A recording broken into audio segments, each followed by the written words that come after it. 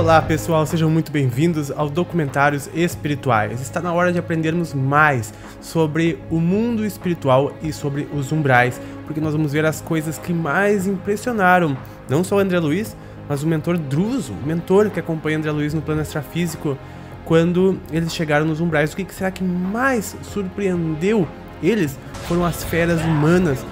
Onde será que elas existem? Nós vamos entender por quê e por que elas não são auxiliadas diretamente, e por que elas não são assim imediatamente socorridas, já que nós vamos agora para um posto avançado de socorro no plano do umbral, quase chegando no chamado umbral grosso.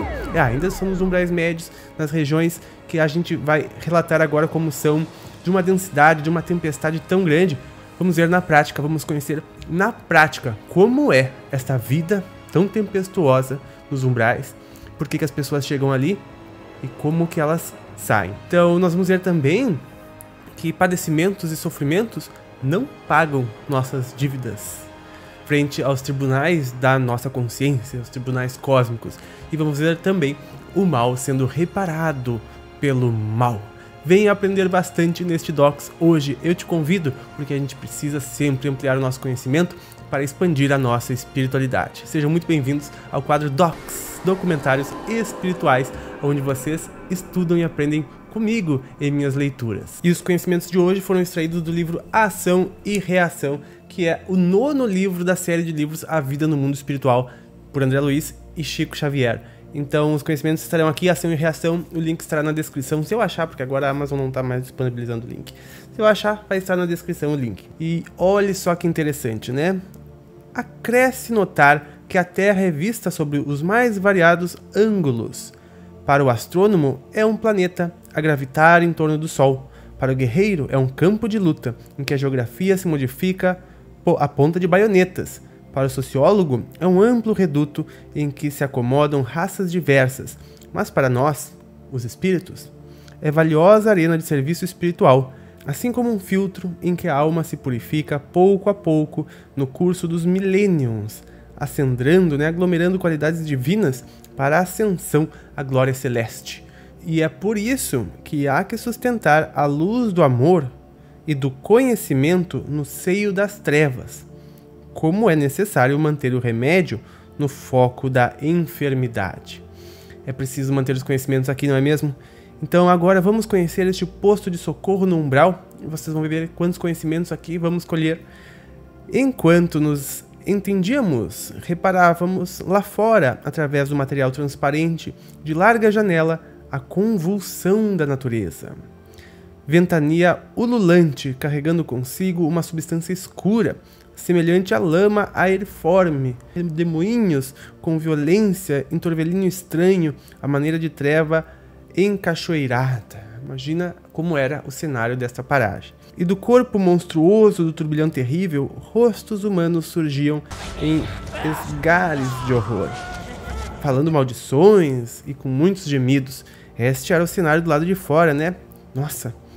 Apareciam de relance, jungidos uns aos outros, como vastas correntes de criaturas agarradas entre si em hora de perigo, na ânsia instintiva de dominar e sobreviver. Por que será essa situação, né? Então a pergunta foi feita: por que não descerrar as portas, né? Por que não abrir as portas aos que gritam lá fora? Não é este um posto de salvação? Eis que o mentor Druso diz que sim, mas a salvação só é realmente importante para aqueles que desejam salvar-se. Será que aqueles lá fora desejam salvar-se? Será que eles acham que precisam salvar-se de algo? Então uma surpresa dolorosa. Porque para cada túmulo, a surpresa para mim mais dolorosa foi essa: o encontro com feras humanas. Vocês sabiam que existia isso no plano extrafísico? Feras humanas que habitam o templo da carne, à feição de pessoas comuns. Imagina, porque antes elas estavam encarnadas, eram pessoas comuns. Como que depois viram feras humanas? Se acolhidas aqui, sem a necessária preparação, iam nos atacar, rapidamente, arrasando-nos o intuito de assistência pacífica. E não podemos esquecer que a ordem é a base da caridade. Então por isso não dava para abrir as portas para todos, iam destruir tudo lá, realmente eram feras humanas. Somos hoje defrontados por grande tempestade magnética, e muitos caminheiros das regiões infernais são arrebatados pelo furacão como folhas secas no vendaval. Tu viu como que é o cenário de uma casa transitória que fica nas regiões densas do umbral como postos de socorro? É complicado, né? E as pessoas guardam consciência dessa situação que elas estão, e diz que raros deles, o mentor Druso continua, né?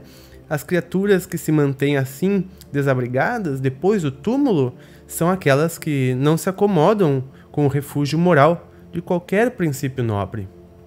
Trazem o íntimo turbilhonato e tenebroso, qual a própria tormenta, em razão dos pensamentos desgovernados e cruéis de que se nutrem. E odeiam, aniquilam, mordem e ferem. Então, alojá-los de imediato nos santuários de socorro aqui estabelecidos será o mesmo que asilar tigres desarvorados entre os fiéis que oram num templo, né? Então, ainda não é a hora deste processo, porque eles estão na fase de inconsciência. Ok, mas conservam-se interminavelmente neste terrível desajuste? Perguntou, né? E o orientador, a sorrir, respondeu: não. Semelhante fase de inconsciência e desvairo passa também como a tempestade, embora a crise, por vezes, possa levar muitos anos, né? E batida pelo temporal das provações que lhes impõe a dor de fora para dentro, refundem-se a alma pouco a pouco, tranquilizando-se para abraçar por fim as responsabilidades que criou para si mesma. Aquela história de que ninguém colhe o que não plantou. Então, padecimentos não pagam contas nos tribunais divinos da consciência. Quer dizer, então, perguntou André Luiz e seu amigo Hilário, que não basta a romagem de purgação do espírito depois da morte nos lugares de trevas e padecimentos para que os débitos da consciência sejam ressarcidos?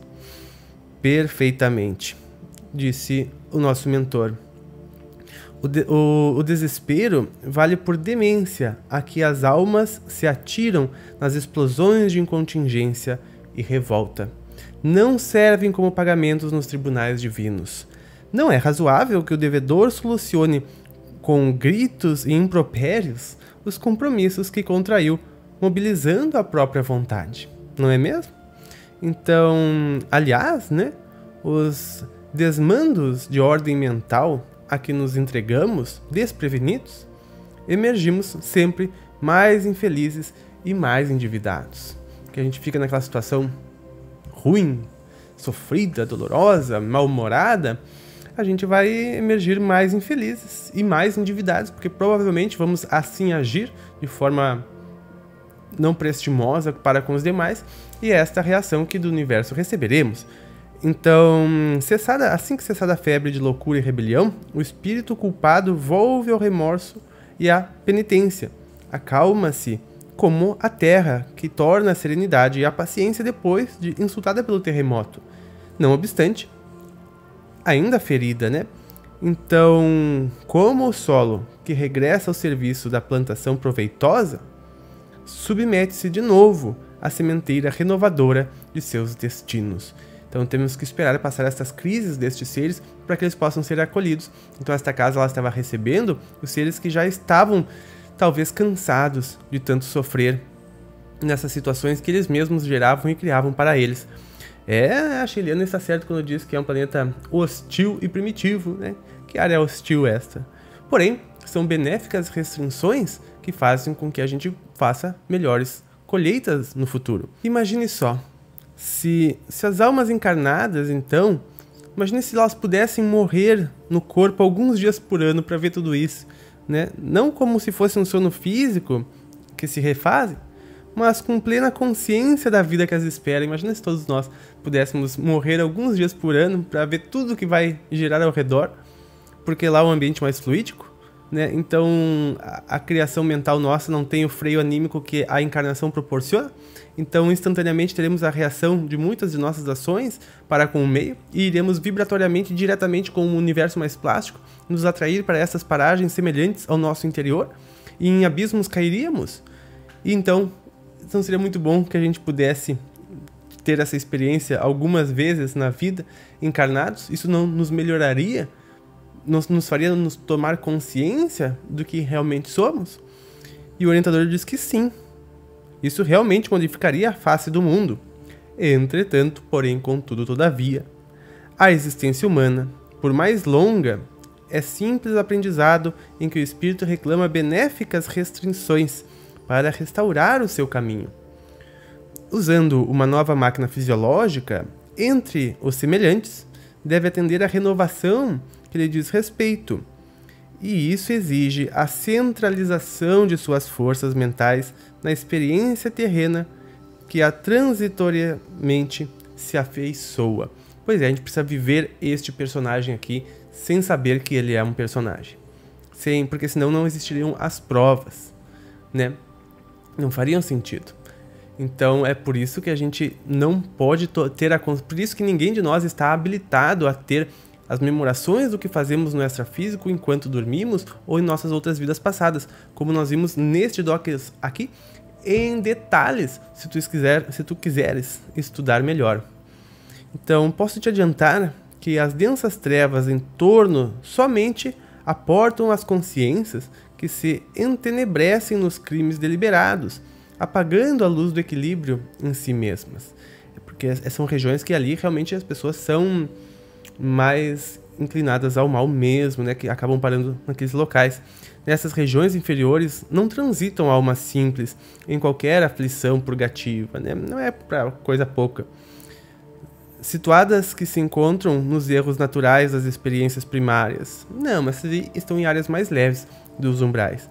Porque cada ser está jungido, né, está unido por impositivos da atração magnética ao círculo da evolução que lhe é próprio. Então ele assegura que assim, que nas zonas infernais propriamente ditas, apenas residem aquelas mentes que, conhecendo as responsabilidades morais que lhe competiam, delas se ausentaram deliberadamente, como louco propósito de ludibriar a si mesmo, né, ao próprio Deus. Isso seria impossível. Porém, o reparo do mal pelo mal é como o universo atua, porque é fácil reconhecer que se a treva é a moldura que imprime destaque à luz, o inferno, como região de sofrimento e desarmonia, é perfeitamente cabível, representando um estabelecimento justo de filtragem do espírito a caminho da vida superior. Todos os lugares infernais surgem, vivem e desaparecem com a aprovação do Senhor do Universo, que tolera semelhantes criações das almas humanas como um pai que suporta as chagas adquiridas pelos seus filhos e que se vale delas para ajudá-los a valorizar a saúde. Então as inteligências consagradas à rebeldia e à criminalidade, em razão disso, não obstante admitem que trabalham para si. Permanecem a serviço do Senhor que corrige o mal com o próprio mal, né? Por isso que eu sempre digo aquela frase que por muitos não gostam, de que o mal está a serviço do bem. Porque é como a bigorna a polir e moldar o ferro, né? Ou não, é como um martelo. Enfim, vocês entenderam. A lapidar o diamante. Por aí. Por esse motivo, tudo na vida é movimentação para a vitória do bem supremo. Tudo na vida é movimentação para a vitória do bem supremo. Jamais esqueça isso. Até mesmo frente aos acontecimentos que estamos vendo hoje no planeta. Tá bom? Viu quanta coisa especial a gente aprendeu nesse Docs? Eu espero que você volte aqui em todos os Docs, porque eu sempre quero trazer informações novas e maravilhosas para vocês que façam a gente entender melhor como é a nossa vida no universo. Sem fim. Agradeço a tua presença, deixe seus comentários, seu like, vamos conversar aqui embaixo, tá bom? Eu agradeço demais a tua presença, aperte esse botãozão para se inscrever e receber mais conhecimentos importantes. Daí então, nós nos vemos nos próximos. Um grande abraço e até mais!